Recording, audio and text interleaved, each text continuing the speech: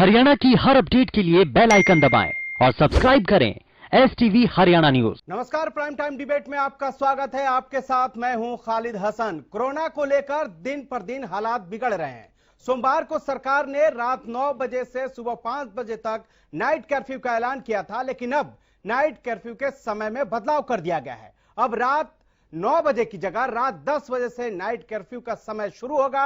उधर night curfew के ऐलान पर प्रदेश में मजदूरों का पलायन भी शुरू हो गया है। हालांकि प्रदेश के गृह मंत्री ने कहा है कि लॉकडाउन लगाने का उनका कोई इरादा नहीं है। वो चाहते हैं कि जिंदगी चलती भी रहे और बचती भी रहे।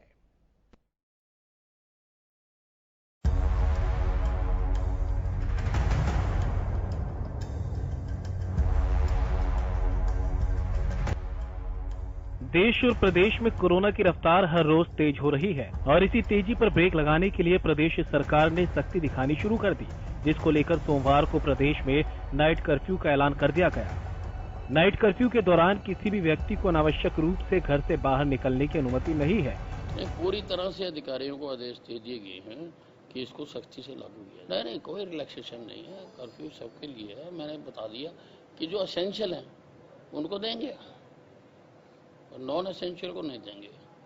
इंटर स्टेट जो मूवमेंट है उसको हम अलाउ करेंगे। नाइट कर्फ्यू लगने के बाद झज्जर में जहां लोगों ने सरकार के इस फैसले का स्वागत किया, तो वहीं उनमें इस बात की चिंता भी दिखी कि कहीं सरकार नाइट कर्फ्यू के बाद लॉकडाउन न लगा दे। हालांकि सरकार बार बार कह रही है कि उसका लॉकडाउन लगाने का कोई इरादा नहीं है। देखिए, नाइट कर्फ्यू कोरोना को देखते हुए लगाया गया है तो उसका पालन करेंगे हम। झज्जर में थोड़ा सा और देखने की जरूरत है सुरक्षा की, क्योंकि ये हमारा जो शहर है वो दिल्ली से सटा हुआ है। दिल्ली से सब्जी मंडी की बात कर ली जाए या रोजगार को लेकर है, हजार है लोग हैं दिल्ली जाते हैं, तो कहीं ना कहीं ज्यादा सुरक्षा की एहतियात की जरूरत है। नाइट कर्फ्यू में हम मानते हैं साथ देंगे सरकार का, लेकिन अगर संपूर्ण लॉकडाउन की तरफ जाता है तो जाहिर तौर पर परेशानियां होने वाली हैं। संपूर्ण लॉकडाउन पहली बात तो लगाना नहीं चाहिए, क्योंकि अभी भी हरियाणा इतना संपन्न क्षेत्र नहीं है। हरियाणा ज्यादातर जो है कृषि आधारित है और यहाँ कृषि आधारित ही लोग ज्यादा हैं और उनको तो मिलजुल के ही काम करना पड़ता है। अगर ये दिन में भी अगर लॉकडाउन लगा दिया तो उसका तो बुरा असर जाएगा। पहले ही आर्थिक तंगी झेल चुके हरियाणा को, अब तो ये लगा लो कि जो तकबा है वो मजदूरी पे आ जाएगा और मजदूरी भी तब मिलती है जब काम करेंगे, तो काम ही नहीं होगा तो मजदूरी कहाँ से। इसका मतलब तो ये है कि भूखों मरने की नौबत आ जाए। इधर प्रदेश में हर दिन कोरोना की रफ्तार बढ़ रही है। अगर प्रदेश में पिछले 24 घंटे की बात करें तो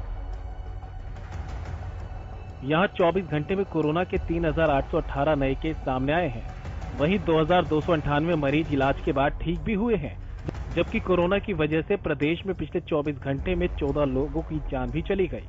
दिल्ली में सटे गुरुग्राम में जहां पिछले 24 घंटे में 1,132 मामले सामने आए हैं, तो वहीं फरीदाबाद में 472 नए मामले सामने आने से सनसनी फैल गई। वहीं करनाल में 327, कुरुक्षेत्र में 145, अंबाला में 113, हिसार में 180, सोनीपत में 228 और यमुनानगर में 160 नए केस सामने आए हैं। उधर कोरोना की रफ्तार बढ़ने और नाइट कर्फ्यू लगने के साथ ही प्रदेश से मजदूरों का पलायन भी शुरू हो गया। प्रवासी मजदूरों को लॉकडाउन की चिंता सताने लगी है। यही वजह है कि मजदूरों ने साइबर सिटी से पलायन शुरू कर दिया।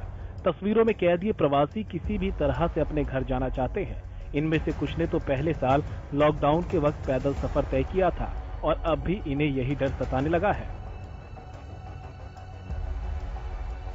फिर से दोबारा कोरोना नाइट से लागू हो गया, फिर ज्यादा होगा कि दिन में कर देगा। हम लोग यहाँ अपना घर तो है नहीं।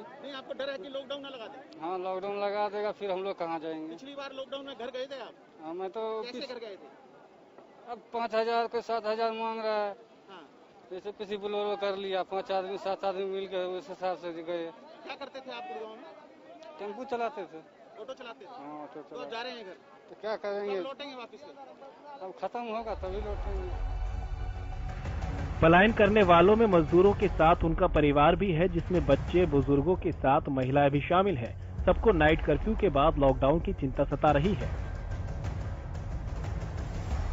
हमारे तो लॉकडाउन के ऐसे डर लग रहा है। ठीक है, इसकी वजह से हम लोग जा रहे हैं। तो क्या पहले की तरह लग रहा था कि पैदल ना जाना पड़े एकदम से? हाँ, इसी कारण से जा रहे हैं कि पहले जैसे गाड़ी वाड़ी ट्रेन वगैरह बंद ना हो जाए, इसलिए बस थोड़ी सी, इसलिए बच्चे उच्चे थे इसीलिए डर था थोड़ी। तो पूरी फैमिली के साथ जा रहे हैं? हाँ, हम पूरी फैमिली। प्रवासी लोगों को लगता है कि कहीं नाइट कर्फ्यू के बाद लॉकडाउन लग गया तो वो अपने घर कैसे पहुंचेंगे। हालांकि सरकार की तरफ से बार बार यही कहा गया कि लॉकडाउन लगाने का इरादा नहीं है। इसी प्रकार का हमारा फैसला है, हम लॉकडाउन नहीं लगाएंगे क्योंकि हम चाहते हैं कि जिंदगी भी चलती रहे और जिंदगी बचती भी रहे। लेकिन लोगों में पिछले साल की तरह डर समा गया, जिसका नजारा गुरुग्राम में बस अड्डे पर देखने को मिला है। Bureau report, Haryana news.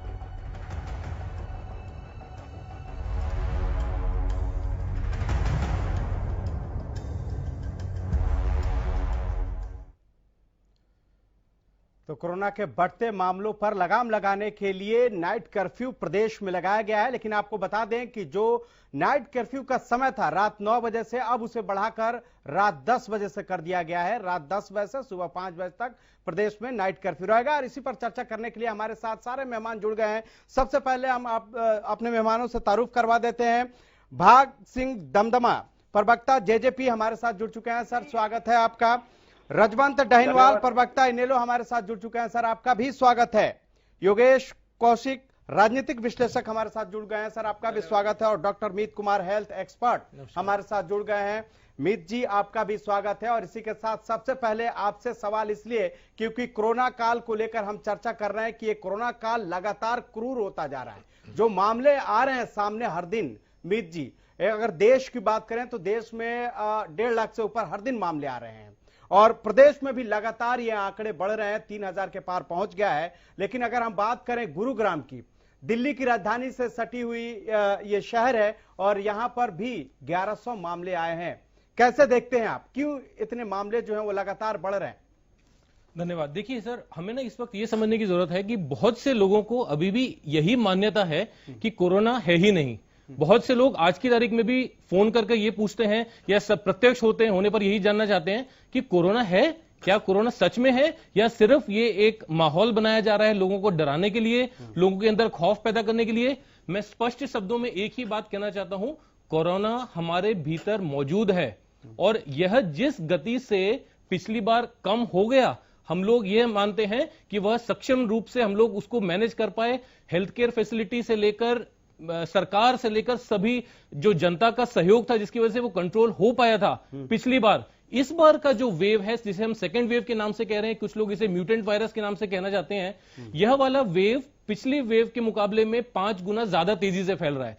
यानी कि यह वायरस जो पिछली बार जिस गति से फैल रहा था, इस बार उसके फैलने की गति 4 से 5 गुना अधिक तेज है। इसका मतलब हो गया कि पहले जहां पर एक परिवार का एक सदस्य इन्फेक्शन होता था और ठीक हो जाता था क्वारंटाइन होके, अभी जब तक उसे सिम्टम्स आते हैं उतने में वो बाकी सारे परिवार के सदस्यों को घेर लेता है, अपनी चपेट में ले लेता है। इसकी वजह से पूरे के पूरे परिवार इस कोरोना से संक्रमित होकर अस्पताल पहुंच रहे हैं। अस्पतालों के अंदर आप यकीन करें या ना करें, किंतु सच्चाई यह है कि अस्पतालों में बेड्स नहीं हैं।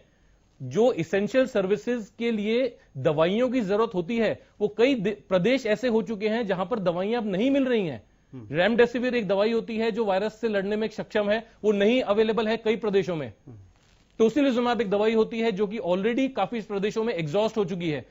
मात्र ऑक्सीजन जो कि लाइफ सेविंग ट्रीटमेंट इस प्रकार के लोगों के लिए होती है, वह भी अब मुश्किल से मिलने का समय आ चुका है। मेरी सिर्फ और सिर्फ एक ही गुजारिश है, इस महामारी को पहचानें और अपने आप की रक्षा करें। मास्क एवं अन्य अपने आप को बचाने के साधनों का भरपूर इस्तेमाल करें। ठीक है, भाग सिंह दमदमा भी मौजूद है हमारे साथ। भाग सिंह जी, सवाल यह है कि प्रदेश में नाइट कर्फ्यू का ऐलान हो गया। कुछ दिन पहले तक ये कहा जा रहा था कि नाइट कर्फ्यू पर अभी विचार करेंगे, कहां कहां लगाना है इस पर अभी विचार होगा। लेकिन कल अब से 24 घंटे पहले नाइट कर्फ्यू का ऐलान हो गया। रात 9 बजे से सुबह 5 बजे तक नाइट कर्फ्यू लगाने की बात की गई, लेकिन 24 से 25 घंटे बाद फिर वो फैसले बदल गए और अब रात 10 बजे के बाद से नाइट कर्फ्यू लगाने की बात कही गई है। क्या ये फैसले लेने में जल्दीबाजी हो गई कल नाइट कर्फ्यू लगाने का? क्योंकि इसका असर एक और भी देख रहे हैं सर कि पलायन भी शुरू हो गया है। लोग डर रहे हैं कि कहीं ऐसा ना हो कि नाइट कर्फ्यू के बाद लॉकडाउन लग जाए। हालांकि गृह मंत्री कह रहे हैं कि उनका ऐसा इरादा नहीं है।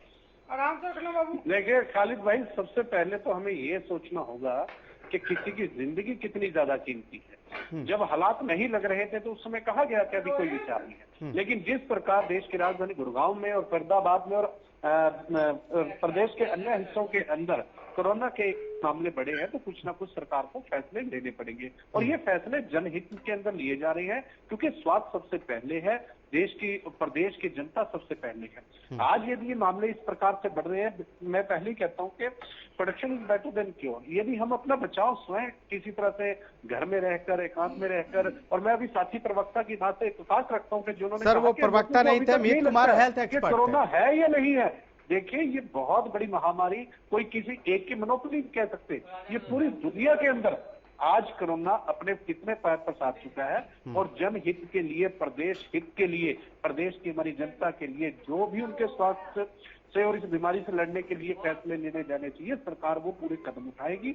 और आगे आगे यदि कोरोना मामले और बढ़ते हैं तो इसमें और भी अमेंडमेंट्स हो सकती है और भी फैसले लिए जा सकते हैं, और भी फैसले लिए जाते हैं जिस तरह से कोरोना के मामले आएंगे। लेकिन रजवंत डहनवाल जी, आपको क्या लगता है कि नाइट कर्फ्यू लगने के बाद से कोरोना के जो आंकड़े बढ़ रहे हैं उसको नियंत्रित किया जा सकता है?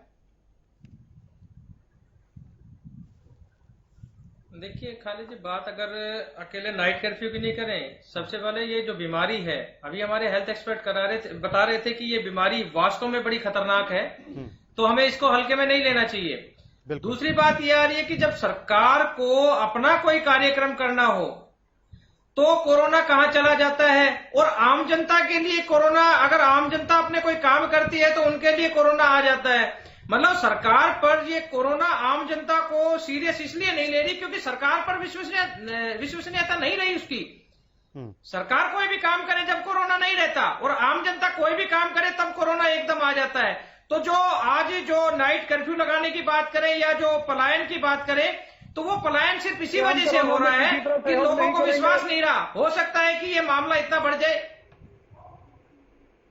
जी,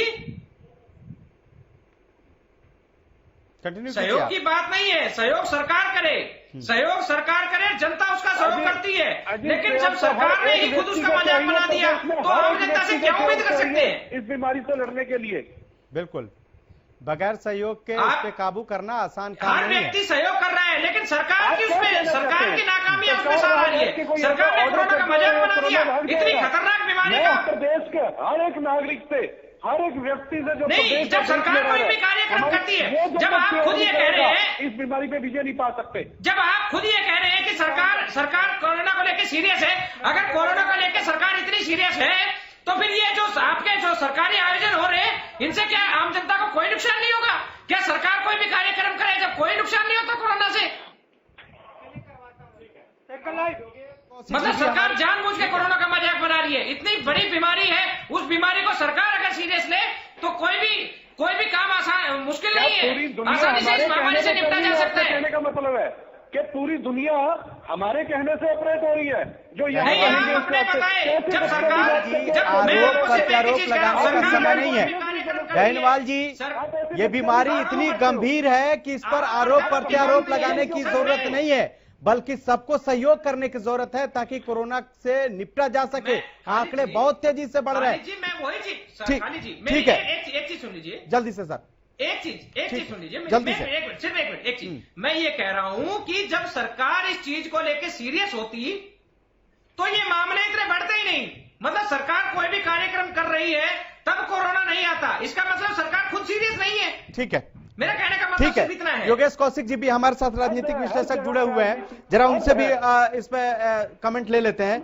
योगेश जी, जिस तरह से अभी डहनवाल जी ने कहा, राजनीति करोगे तो आपका देश और प्रदेश प्रेम जनता को साफ दिखता है। भाग सिंह जी आपके पास आएंगे, रिएक्शन दीजिएगा जब आएंगे तो प्लीज। और भी हमारे साथ गेस्ट हैं, उनको भी जरा इस डिबेट में इन्वॉल्व करने दीजिए।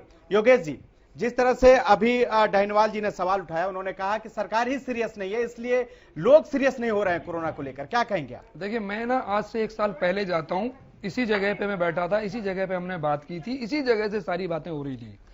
उस वक्त इतना सीरियसली लिया गया था और हमने वो अप्रिशिएट किया था कि जी हाँ, लॉकडाउन जो किया है उससे रिजल्ट्स अच्छे दिखाई दे रहे हैं और इट वाज रिक्वायर्ड, बहुत अच्छा स्टेप है ये। और जो एक्सपर्ट्स थे उन्होंने कहा था ये कि इसको बड़ी क्रूरता से लागू करना चाहिए, ठीक है, और उसके साथ साथ हमें ये सारे के सारे चीजें इस्तेमाल करनी चाहिए। मैं 100/100 उनसे सहमत था। But lockdown is what? Lockdown लगाया जाता है आपको प्रिपरेशन करने के लिए। जैसे डॉक्टर साहब ने अभी बताया कि हमारे पास वो जो लॉकडाउन का समय जो हमने लिया था कि भाई अभी इमीडिएटली हमारे पास ना बेड्स हैं, ना हमारे पास कोई दवाई है, ना हमारे पास ऑक्सीजन सिलेंडर्स हैं, ना वेंटिलेटर्स हैं, तो इस दौरान हम वो सारे की सारी चीजें तैयार कर लेंगे। आज 1 साल के बाद आज हम कहां हैं? आज डॉक्टर साहब ने ही बताया कि आज हमारे पास दवाई आने के बावजूद हमारे पास दवाइयां नहीं है, कई जगहों पे नहीं है, और ये सच है, ठीक है। अब मैं ये सरकार की मैं विफलता मानता हूं इसे 100%, कोई माने ना माने इनकी मर्जी। अब मैं बात करता हूं डैनवाल जी जो कह रहे हैं, मैं इससे 100/100 सहमत हूं। आप मुझे बताइए, सरकारी कार्यक्रम तो छोड़ ही दीजिए, आज कुंभ स्नान था, कितने लोग वहां पे डुबकी लगा रहे थे आपको मालूम है? और क्या सोशल डिस्टेंसिंग थी आपको मालूम है? और हर टीवी के अंदर वो प्रोग्राम चल रहा था।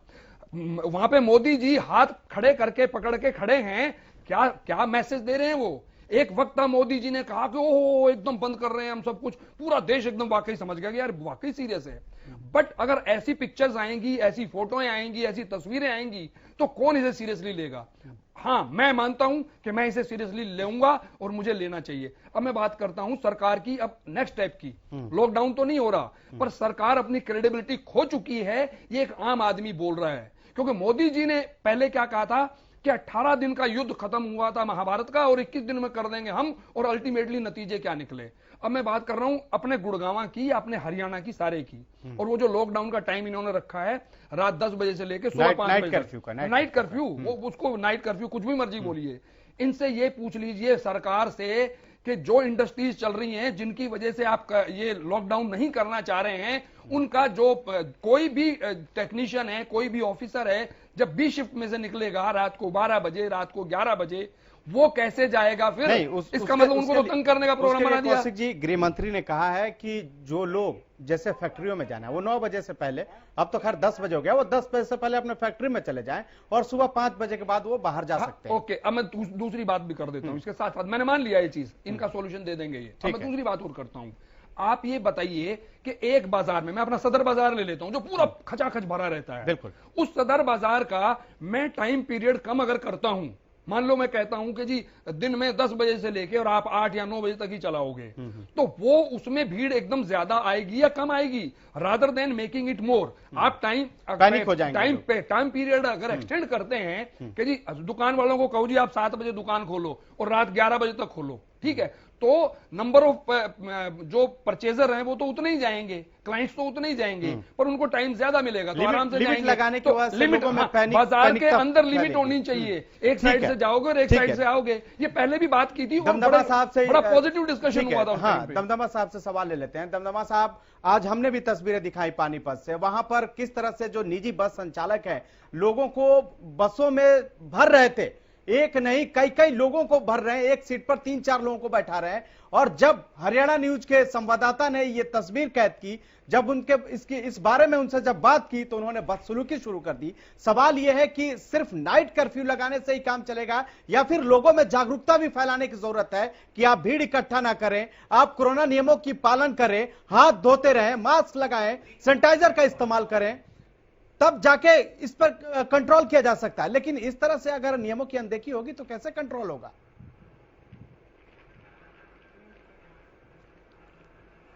भाग सिंह जी,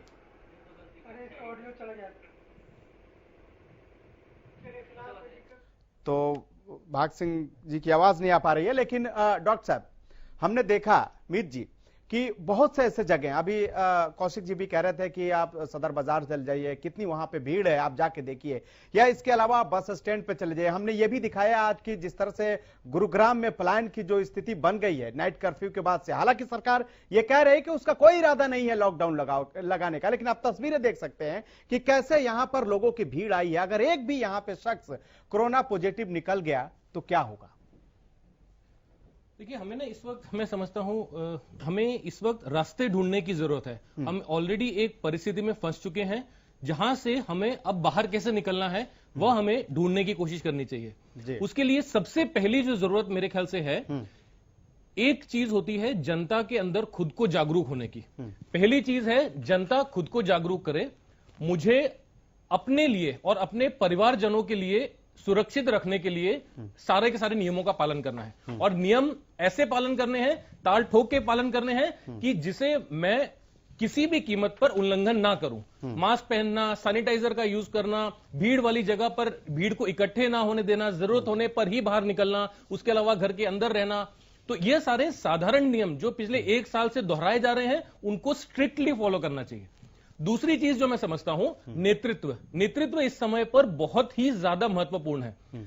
सरकार की तरफ आम जनता एक अनुयायी के रूप में देखती है, एक आइडियल के रूप में देखती है। सरकार एक ऐसा एटमॉस्फेयर क्रिएट करे जिसे जनता पालन कर सके। यदि सरकार ही ऐसे काम करेगी कि जिसे देखकर जनता को यह महसूस होगा कि नहीं, अगर जनता सरकार ये काम कर सकती है तो हम भी ये कर सकते हैं, वो एक गलत संदेश जाता है। बिल्कुल। तीसरी चीज जो मैं समझता हूं कि समाज के अंदर इस चीज को हमें एक्सटेंसिवली फैलाना चाहिए, कंट्रोल करना है, तभी 2021 या 22 का हम लोग नया सूरज देख पाएंगे। बिल्कुल। जिस तरह से मामले बढ़ रहे हैं उसको लेकर लगातार आंकड़े बढ़ रहे हैं, लगातार हॉस्पिटल की बात करें वहां पर लोगों को परेशानी हो रही है, कई जगह से ऐसी तस्वीरें आ रही हैं। लेकिन अभी हमें यहां पर एक छोटे से ब्रेक के लिए रुकना होगा, लेकिन जब हम ब्रेक के बाद लौटेंगे तो ये जानने की कोशिश करेंगे जो हमारे हेल्थ एक्सपर्ट हैं उनसे कि क्या लोग वाकई लापरवाह हो गए। अगर आपकी लापरवाही, जरा ध्यान से सुनिए, अगर आपने लापरवाही की तो सिर्फ आप नहीं बल्कि आपका पूरा परिवार खतरे में पड़ सकता है। तो हम लगातार कोरोना का क्रूर काल पे चर्चा कर रहे हैं, लेकिन सवाल यह है कि जिस तरह से आंकड़े बढ़ रहे हैं उसको नियंत्रित कैसे किया जाए। क्योंकि देश की बात करें, प्रदेश की बात करें, इसके अलावा जो 10 राज्य ऐसे हैं जहां पर काफी तेजी से मामले बढ़ रहे हैं और वहां सख्ती भी बढ़ती जा रही है। लगातार हम इस पर चर्चा कर रहे हैं। हमारे साथ भाग सिंह दमदमा जो प्रवक्ता जेजेपी के हैं वो हमारे साथ बने हुए हैं। सर, हमने ब्रेक पे जाने से पहले आपसे सवाल किया था, लेकिन उस दौरान आवाज आपकी नहीं आ रही थी। लेकिन सवाल मेरा यही था कि जब तक हम भीड़ को नियंत्रित नहीं करेंगे तब तक हम कोरोना को काबू नहीं कर सकते। लेकिन हमने कहा कि पानीपत में आज एक ऐसी तस्वीर आई जहां पर निजी बस के संचालक लगातार लोगों को मतलब इस तरह से भर रहे थे उसमें कि कैपेसिटी से ज्यादा लोगों को बसों में भरा जा रहा था।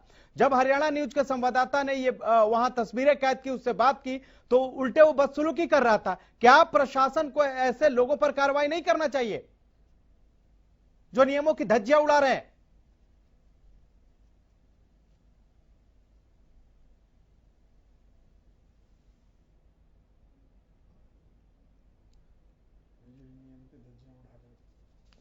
तो फिर आवाज नहीं आ रही है, लेकिन सीधे रजवान डहनवाल जी के पास जाना चाहेंगे। रजवान जी, सवाल यह है कि जिस तरह से अभी नाइट कर्फ्यू प्रदेश में लगा है, लेकिन इसके साथ पलायन भी शुरू हो गया है, क्या इसको लेकर इन लोगों में सजगता फैलाने की जरूरत नहीं है कि कहीं जाने की जरूरत नहीं है, यह सिर्फ नाइट कर्फ्यू है और आप कोरोना के नियमों का पालन करें? अगर ये इस तरह से पलायन करेंगे तो इसका असर तो यहाँ के उद्योग धंधों पर भी पड़ेगा। देखिए, अकेले उद्योगों की बात नहीं कर सकते हम। अगर बात करें पूरे भारतवर्ष में तो जो सरकार है, सरकार एक तरह से रोल मॉडल का काम करती है, जनता की रोल मॉडल होती है सरकार। और सरकार ही अगर गलत काम करेगी, जो कोरोना की गाइडलाइन है सरकार ही अगर उनका पालन नहीं करेगी तो आम जनता उनका पालन कैसे करेगी? अभी भाग सिंह दमदमा जी से मैं एक सवाल पूछना चाह रहा था कि ये जो बात कर रहे हैं कि भीड़ को नियंत्रित कैसे करें, आप भी जो कर रहे थे, तो उस चीज का मैं बता देता हूं कि सीएम साहब है, डिप्टी सीएम साहब है, ये अपने कार्यक्रम आयोजित कर रहे हैं, कल के भी इनके कार्यक्रम निर्धारित हैं। अब कल आप उन्हीं में ही देख लीजिए उसमें कोरोना का क्या हल रहेगा। क्या वहां पे भीड़ नियंत्रित रहेगी? ऐसा कभी भी नहीं हो सकता। मैं अपनी रेवाड़ी की बता रहा हूं, मेरे रेवाड़ी में खुद डिप्टी साहब आ रहे हैं, डिप्टी सीएम साहब आ रहे हैं, उनके वहां पे क्या माहौल रहेगा आपको खुद इस चीज से भली भांति परिचित है। मैं हर जगह यहाँ पे जाके देखा है, बस स्टैंड जाके देखो, रेलवे स्टेशन देखो, आम जनता जागरूक तब होगी जब सरकार कहीं उनको सीरियस होकर जागरूक रहेगी। जब सरकार खुद कोरोना की पालना नहीं कर पा रही तो आम जनता भी ऐसे ही पालना करेगी। और जो बात अभी एक और आई थी कि प्राइवेट स्कूल वाले हैं, प्राइवेट स्कूल वाले जो सरकार ने जब ये गाइडलाइन दे दी कि भाई 1ली से 8वीं तक के स्कूल हैं वो बंद किए जाएंगे, उसके बावजूद प्राइवेट स्कूल एसोसिएशन कह रही है कि हम स्कूल बंद नहीं करेंगे। इसका मतलब क्या है? क्या उनको ये पता बच्चों के साथ खिलवाड़ करना चाह रहे हैं? क्या वो सरकार के नियमों के खिलाफ जा रहे हैं? और अगर वो स्कूल खोल रहे हैं तो सरकार ने उनके खिलाफ क्या कार्रवाई की? मतलब ये प्रदीप जी जो बात कह रहे थे बिल्कुल सही कह रही है। सख्ती से अगर इसकी पालना कराई जाएगी तो ही इसकी पालना होगी, लेकिन उसके लिए सबसे पहले मेरे को खुद को जिम्मेदार बनना पड़ेगा, सरकार को जिम्मेदार बनना पड़ेगा, जो हम जिम्मेदार नहीं बन पा रहे। ठीक है, योगेश कौशिक जी भी हमारे साथ बने हुए हैं। योगेश कौशिक जी, हम देख रहे हैं बार बार इस बात का बार बार जिक्र हो रहा है कि भीड़ को नियंत्रित किया जाए। इसके लिए सरकार और प्रशासन दोनों को रोल मॉडल बनने की जरूरत है। प्रशासन जो सरकार आदेश जो सरकार देती है उसको एग्जीक्यूट कराने का काम भी प्रशासन का है। क्या कई जगहों पे आपको लगता है कि प्रशासन लोगों की भीड़ को नियंत्रित करने में उस तरह से कामयाब नहीं हो पा रही है जिस तरह से होना चाहिए था? देखिए, अब आप जो ये बात कर रहे हैं इसको मैं ना मंत्री जी के वक्तव्य से जोड़ता हूं। मंत्री जी कहते हैं कि एसेंशियल जो चीजें हैं उनका हम ये करेंगे वो करेंगे, एसेंशियल को रख के, और जो मतलब जरूरत की चीजें नहीं है उन पे थोड़ा सा हम सख्ती बरत भी सकते हैं। ऐसी बातें चल रही हैं, हर जगह ही चल रही, ठीक है। एसेंशियल कमोडिटीज जो चीजें चाहिए हमें उनके लिए तो करना ही पड़ेगा, ठीक है। लेकिन क्या उप मुख्यमंत्री की मीटिंग क्या वाकई जरूरी है? क्या मुख्यमंत्री की मीटिंग वाकई अपने वर्कर से जरूरी है? क्या वो टाली नहीं जा सकती है?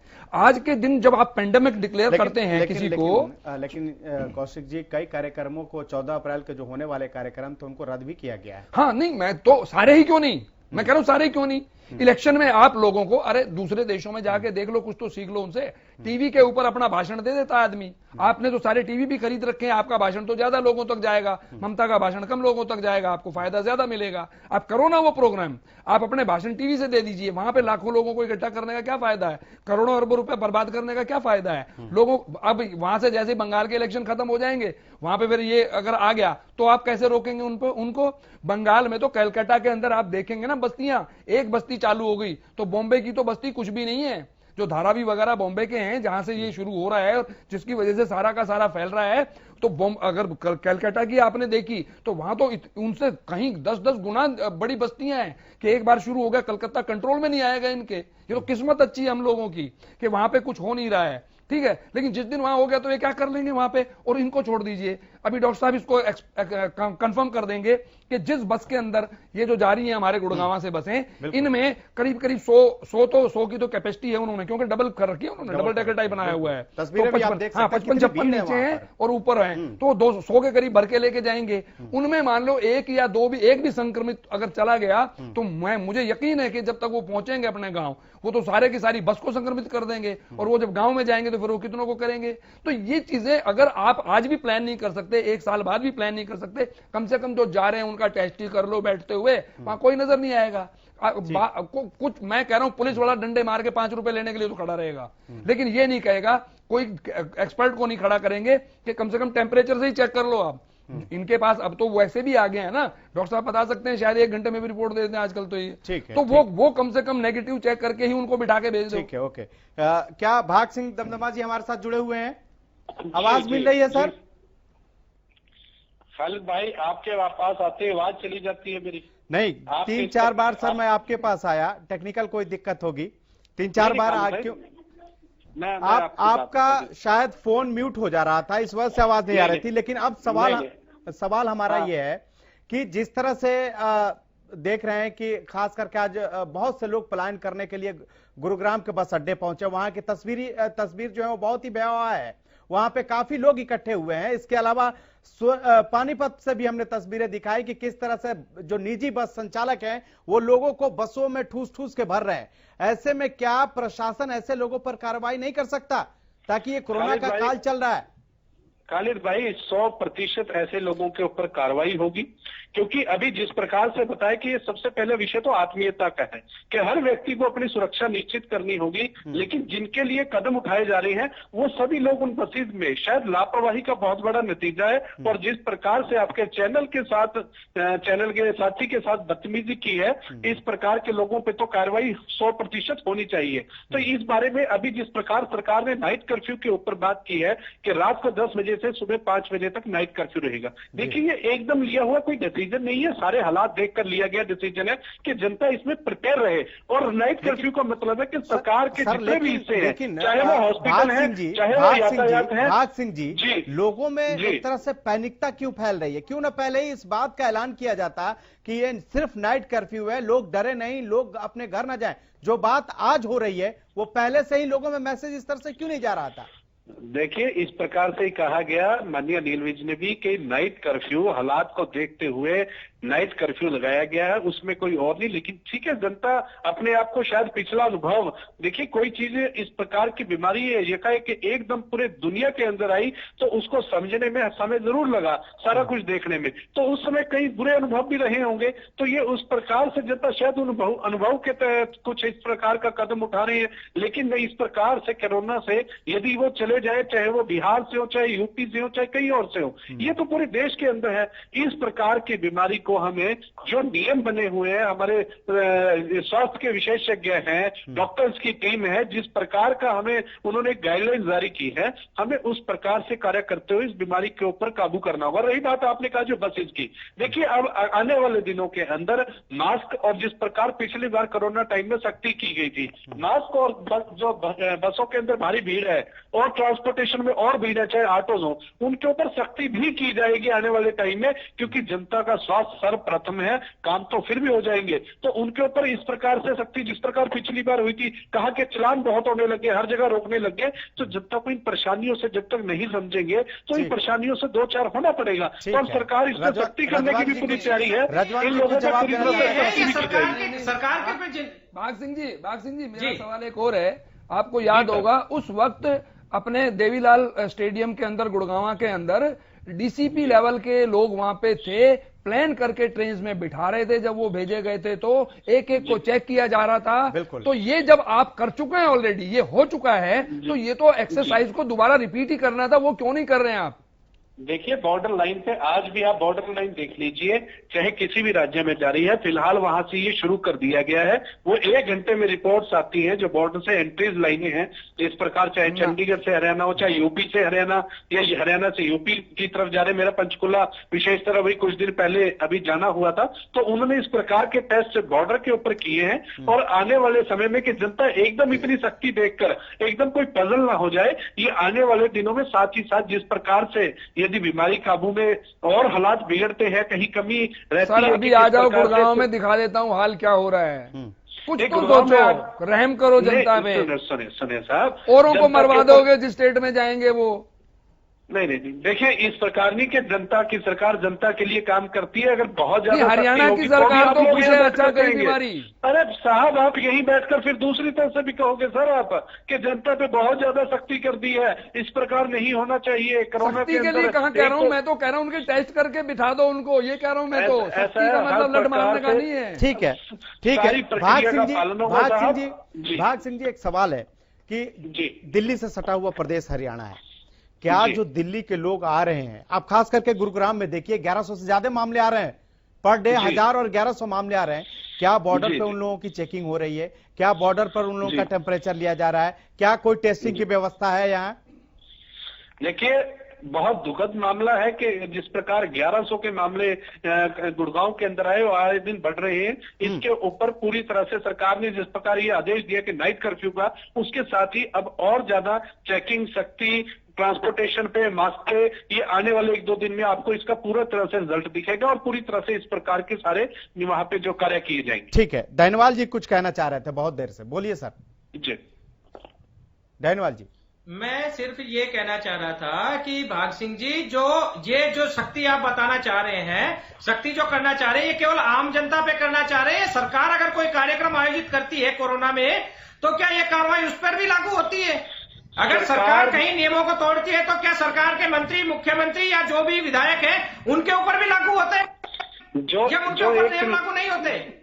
सर, जो नियम बने हैं वो सबके लिए नियम बने हैं, उसमें चाहे आम नागरिक हो चाहे सरकार हो। यदि कोई परमिशन के तहत कोई नियम बनाए गए हैं कि किस प्रकार से संस्कार पे 50 की गैदरिंग हो सकती है, 50 लोग जा सकते हैं, और किसी कार्यक्रम में 100 की तय कर रखी है, तो इस प्रकार वो नियम, जब नियम बनता है, वो सरकार के लिए भी नियम है और आम आदमी के लिए भी वो नियम पूरी तरह से उसी प्रकार से लागू होंगे। क्या रैलियों में इतने ही लोग पहुंचते हैं? या नेताओं के सभा में इतने ही लोग पहुंचते हैं? आम जनता को परेशान करने के लिए बनाए जा रहे, सरकार के लिए नहीं लग रहे आपके। साहब मेरी सुनिए, ना तो यहाँ राजनीतिक रैलियों की जिस प्रकार से क्या कोई एक पर्टिकुलर पार्टी कर रही है उसको, लेकिन सुनिए साहब सुनिए, लेकिन ये सवाल सबके लिए है सर। मैं आपको बता देता हूँ, क्योंकि अगर कोई आम आदमी आज कुंभ में जो 8 लाख लोगों ने स्नान किया है, उसके बाद जो वहां के धर्माचार्य हैं वो पॉजिटिव पाए गए हैं और उनसे मुलायम सिंह के बेटे पुत्र सुपुत्र अखिलेश जी मिलने जाते हैं, एक्स सीएम। बताओ, इसका कोई जवाब है आपके पास? देखिए सरकार आपकी है, मिलने कैसे दिया आपने? अरे सुनिए साहब, क्या मुलायम जी बच्चे हैं? अखिलेश जी कोई बच्चे हैं? इसीलिए आपसे सवाल कर रहा हूँ ना, सरकार ने मिलने कैसे दिया? मैं बताता हूँ कि हरिद्वार के अंदर जब यूपी में एंट्री करते हैं, सबका कोरोना टेस्ट होकर अंदर जा रही है बॉर्डर के ऊपर। मैं बता रहा हूँ, मेरे 8 लाख लोगों ने एक साथ डुबकी लगाई है। मेरी सुनिए साहब, मेरी सुनिए, क्या जो अपनी, ठीक है, आम आदमी को आप कुछ भी कह लीजिए, क्या अखिलेश जी और मुलायम जी क्या दूध पीते बच्चे हैं? अब उन पे इल्जाम लगाने के बजाय बोलो वहां सख्ती क्यों नहीं की? देखिए, मैंने सख्ती करो ना। आप सबकी आत्मीयता देखिए कि हर किसी को, अगर आप ही एक सहयोग नहीं करेंगे तो ये कोरोना की महामारी पे आपके सहयोग ना करने से भी, मेरे सहयोग ना करने से भी, खालिद भाई के सहयोग ना करने से भी, यदि इतना भी सहयोग ना हो तो हम इसके ऊपर विजय नहीं प्राप्त कर सकते। हम इस पर सरकार या किसी और पे लांछन लगाने से, हर कोई अपनी जिम्मेवारी समझे। सरकार अभी बड़ी तेजी के साथ इसके ऊपर काम करने वाली है। 2 दिन के अंदर बेशक मैं आपकी डिबेट पे बैठूंगा और आपको इन सारी चीजों का पूरी आउटपुट मिलेगी कि सरकार ने अपने कार्य में तेजी शुरू कर दी। डॉक्टर मीत कुमार, जिस तरह से अभी कह रहे हैं सर कि बहुत जो सर्कुलर सरकार ने जारी किया उसको लोग फॉलो कर रहे हैं, क्या आपको लगता है कि जिस तरह से संख्या बढ़ रही है, बहुत जगह हमने अभी तस्वीरें भी दिखाई है आपको गुरुग्राम की क्या स्थिति है वहां पर, आप तो गुरुग्राम में भी रहते हैं, लेकिन जो दिल्ली से सटा हुआ ये इलाका है गुरुग्राम और फरीदाबाद, यहां हम देख रहे हैं कि रोज मामले बढ़ रहे हैं। इसके लिए आप इसका क्या कारण आपको नजर आता है? सर देखिए, ये तो बिल्कुल स्पष्ट हमें दिख रहा है, जहां पर भीड़ जमा होगी वहां पर ये कोरोना फैलेगा। ये हम पिछले 1 साल से लगातार सुनते आ रहे हैं और प्रैक्टिस करने की कोशिश कर रहे हैं। पर मेरी आज की तारीख में सभी लोगों से जो पलायन करने की कोशिश कर रहे हैं, एक ही गुजारिश रहेगी, आप पलायन करना चाहते हैं, पलायन करने की आपको जरूरत नहीं है, आपको जरूरत है टीकाकरण के ठिकाने पर जाने की। बिल्कुल, टीकाकरण से 75 से 85% लोगों को फायदा हो रहा है। लोग जो टीकाकरण करा रहे हैं उनके अंदर कोरोना की दर कम गति से बढ़ती हुई दिख रही है। तो यदि आपको कहीं जाना है तो अपने नजदीकी अस्पताल में जाएं या टीकाकरण केंद्र पे जाएं। लेकिन मीत कुमार जी, बहुत से ऐसे लोग हैं जो सवाल उठाते हैं, जैसे टीवी में लोग बहुत से ऐसे चलाते हैं कि दिल्ली के बहुत बड़े अस्पताल के कई जो डॉक्टर हैं जो कि कोरोना का जो डबल डोज ले चुके थे, जो दवा है, लखनऊ में भी और हरिद्वार, माफ कीजिएगा, उत्तराखंड में भी और बिहार में भी कई ऐसे मामले आए। तो क्या ऐसा कोई इस तरह से लोगों को ना समझाया जाए कि आप इसको निगेटिव तौर पे ना लें और पॉजिटिव तौर पे आप जाकर टीकाकरण करवाएं? बिल्कुल बिल्कुल बिल्कुल, मैं यही कहना चाह रहा हूं। यदि 100% लोगों को टीकाकरण हुआ है, उसमें से 20% लोगों की ही पॉजिटिव आ रहे हैं। हमें नहीं पता यदि टीकाकरण नहीं हुआ होता तब कितनों के आ रहे होते। इससे औसतन कहीं ज्यादा मात्रा में इसमें से पॉजिटिव आ रहे होते। तो इसको इस प्रकार से देखने के बजाय कि भाई जिनको टीकाकरण हो गया उनके भी पॉजिटिव आ रहे हैं, देखना इस तरह से चाहिए भाई इतने लोगों का नेगेटिव रहा, इतने लोगों को कोरोना की महामारी से बचाव किया जा सका।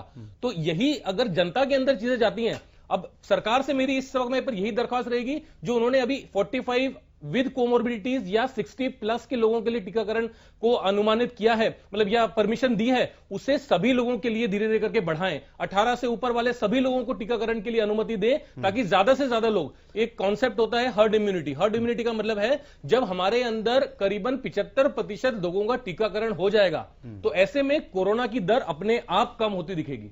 तो हमारा एम ये होना चाहिए कि 75% लोगों को, 18 साल से ऊपर वाले 75% लोगों को टीकाकरण जल्द से जल्द कम से कम समय में पूरा किया जाए और इसका फायदा भी होगा। लेकिन डॉक्टर साहब, सवाल साथ में एक ये भी है कि हमने देखा जब पहली लहर थी, पिछले साल की बात करें तो जब कोरोना को लेकर हर आदमी हाथ धोता हुआ दिखाई दे रहा था, हर आदमी मास्क बढ़िया तरीके से लगा रहा था, सैनिटाइज कर रहा था। लेकिन इस दौर में देख रहे हैं कि खास करके बहुत से लोग ऐसे हैं जो लापरवाही बरत रहे हैं। जब हम ही लोग घर जाते थे उस समय घर के जो सदस्य होते थे वो सैनिटाइजर लेकर दरवाजे पे खड़े होते थे। क्या अब लोग इससे मतलब इसको हल्के में लेना शुरू कर दिया? बिल्कुल साहब, मैंने शुरुआत में यही चीज बोली, मैंने 2 ही चीजें बोली थी। एक तो जनता जागरूक हो जनता को समझना है कि मैं अपने लिए और अपने परिवार के लिए ध्यान रखना चाहता हूं, और दूसरा हमारा नेतृत्व जो हमारी सरकार कर रही है वो सबके लिए एक रोल मॉडल बने। ये दो चीजों को सुधार करने की तात्कालिक इमरजेंसी में जरूरत है, तभी हम लोग इस महामारी को ब्रेक लगाकर उसकी गति को धीमा कर पाएंगे। ठीक है कौशिक जी, कुछ ऐसा उपाय बताइए कि उससे यह पता चल सके कि हम इस बीमारी को इस तरह से नियंत्रित कर सकते हैं, सरकार पर आरोप या प्रत्यारोप या प्रशासन पर आरोप प्रत्यारोप लगाने के बजाय। ये तो देखो डॉक्टर साहब ने जो कहा है ना, जो भी इसमें इलाज बताए गए हैं ये हमारे आज से नहीं सैकड़ों साल से बताए गए हैं कि घर में जब आप घुसते हैं हाथ साफ कीजिए, पैरों के चप्पलें निकाल के पैर भी साफ करा करते थे हम लोग, तो चप्पलें बाहर निकलती थी। तो जो इन्होंने नॉर्म्स बनाए डॉक्टर्स ने, मैं और किसी पॉलिटिशियन पे किसी पे विश्वास नहीं करता, नालायक है सारे मेरे हिसाब से,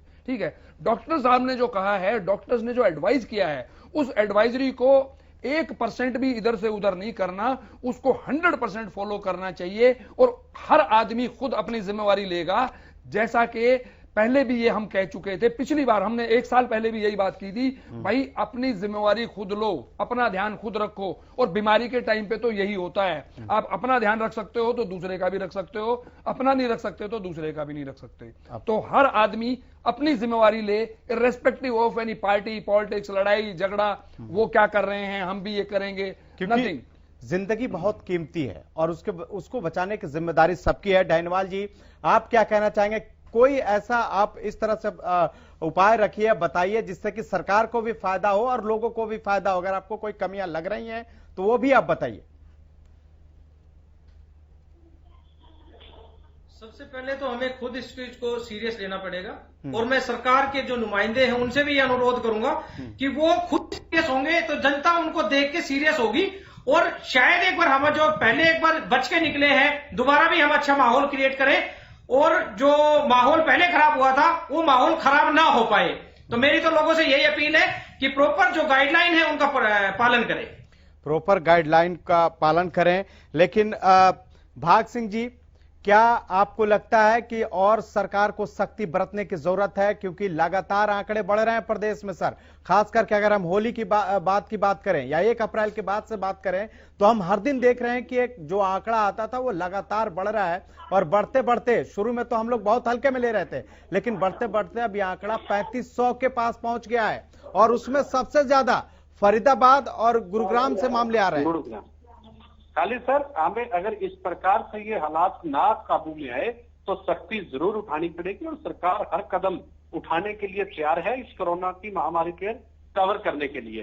अभी एक बात कही, हमारे रिस्पेक्टेड सर प्रवक्ता सर बैठे थे इन्होंने, कि जिस प्रकार से सभी नालायक है। देखिए सर, अगर हेल्थ का विषय आता है तो हम डॉक्टर साहिबान जो विशेषज्ञ हैं इनकी राय के हिसाब से ही सरकार चलती है। सरकार कोई आदेश नहीं, सरकार अपनी तरफ से कुछ नहीं कहती। यदि किसी का कानूनी पचड़ा पड़ता है तो उसको वकील साहिबान देखते हैं, तो इसका मतलब जिनको कानून की जानकारी उसके अलावा सारे नालायक थोड़ी हो जाएंगे।